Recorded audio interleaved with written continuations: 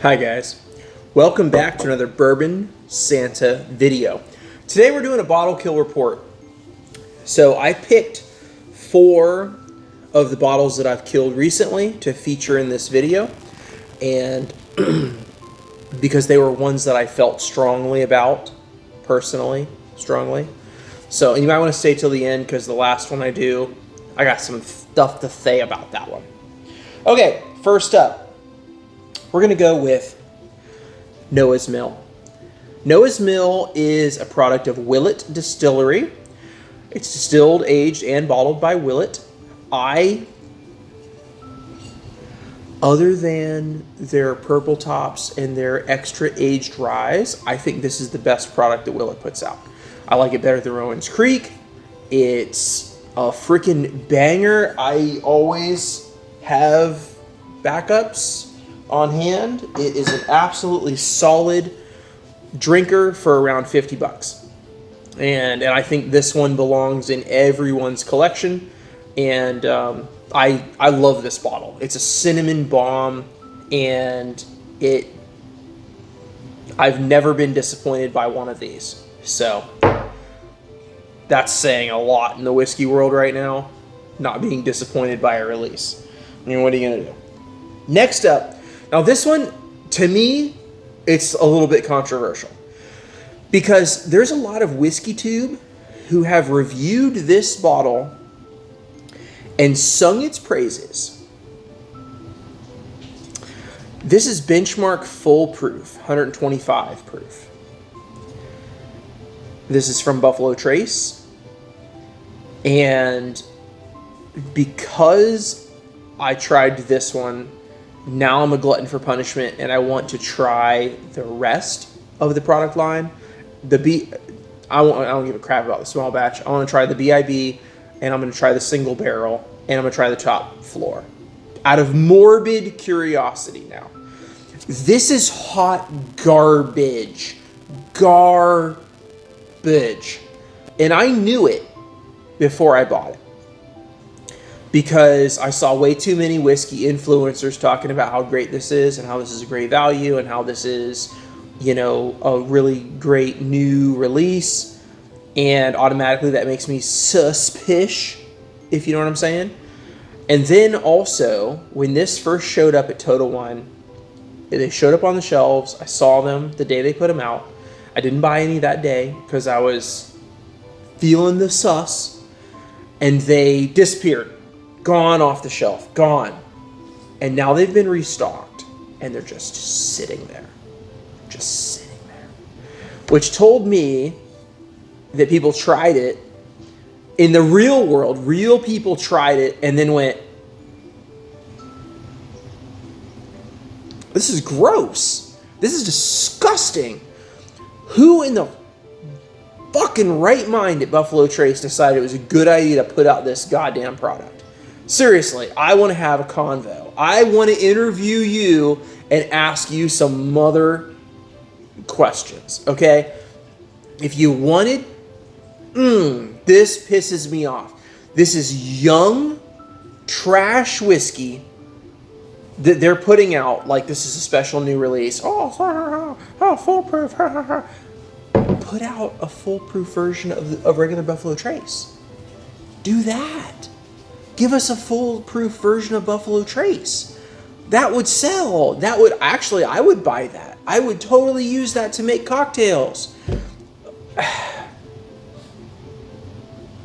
Absolute no.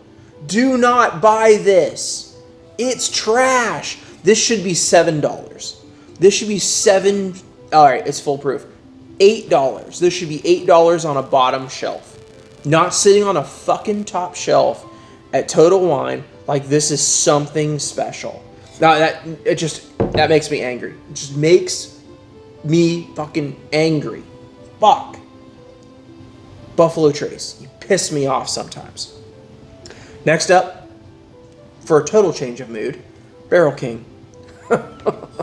This is a toasted vanilla Stag Junior finished absolute behemoth. I didn't realize there's like 2 stickers behind here. There's nothing on it. Doesn't matter. Now I got the hiccups. If you haven't checked out Barrel King, I recommend that you do, because they're putting out monster stuff. And, you know, I don't know. I don't even know what to tell you. If you haven't figured it out yet, you need to check them out. You need to check out Two Souls Spirits, independent bottler. You need to check out Circle City Whiskey. I'll put all their links in the description for this video. There are up-and-coming NDPs that are doing really cool stuff, private barrels. You need to check out Two Bros, One Bottle, that whiskey group, doing some awesome picks, amazing new stuff coming.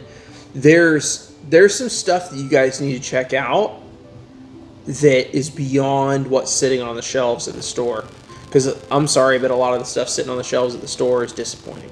There's really interesting things happening in whiskey, and you've got to be on the cutting edge of this or you're going to get left behind. Last up, the last one, and this one I have a lot of things to say about. I'm going to take a drink.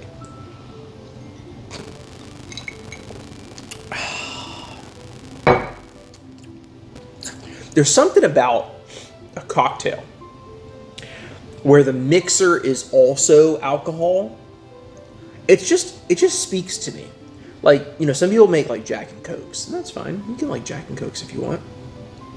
But if the Coke had alcohol in it, that's another level. Now this is the what I call the Joe Jr.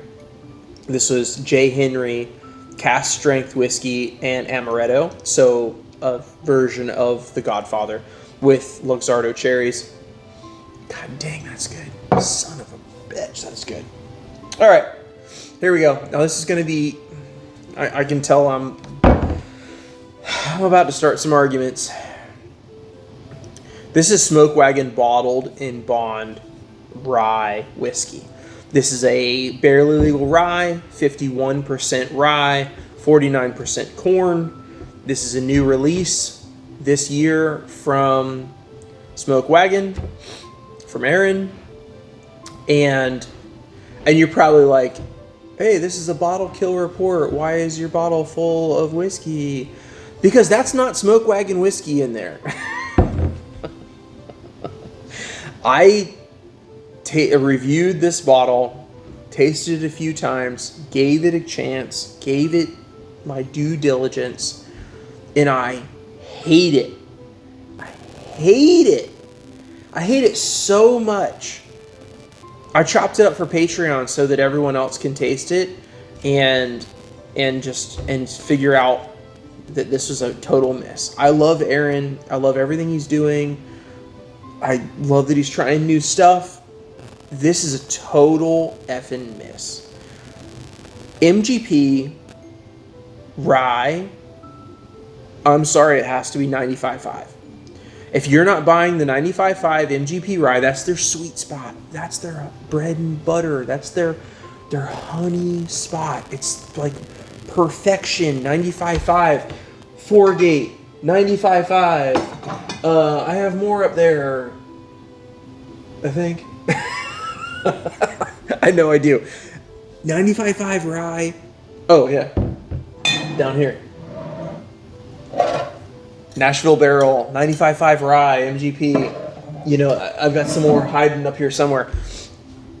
That is the honey spot for MGP rye. And I understand Aaron wanted to do something different, and maybe this is perfect for his taste, for his palate. I hate it. I hate it. It is not good for me, like in my opinion. So what did I do? I chopped up the bottle for Patreon after I was done with it, and I was not going to drink anymore. And then I filled it with a 95.5 MGP rye. This is actually, what's in this bottle right now is Dickel rye, which is sourced MGP 95.5 rye at 95 proof.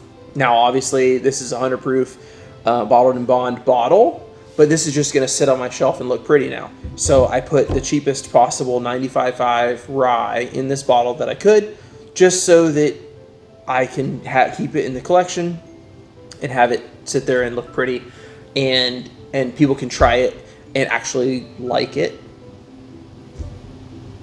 It's just a huge mistake.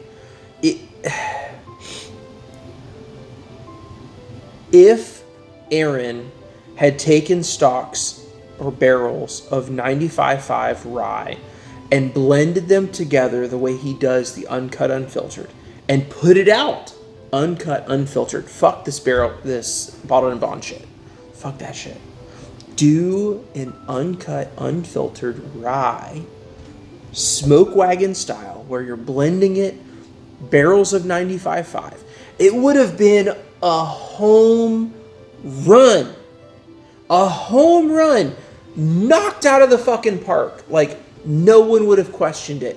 No one would have been like, I don't know if I like this. You know, because this is not reviewing very well. You know, certain reviewers who are afraid to tell you they don't like something are reviewing this well.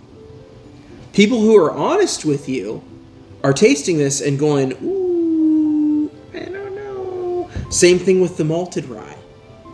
That's not a win. That's awful.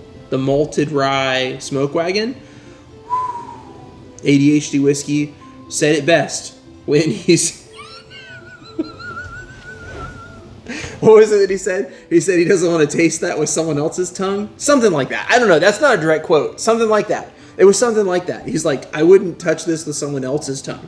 Something like that. I don't remember what he said, but it was something like that. And man, it's just a mistake. It's just a faux pas, if you will. It was just let's try something new. It didn't work. This is not good. Don't do this anymore.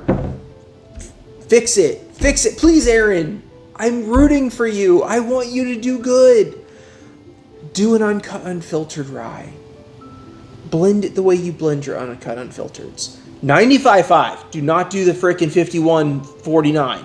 Forget that. It's a bad idea. And you would smoke these other people. Smoke them. You would make Foregate look stupid.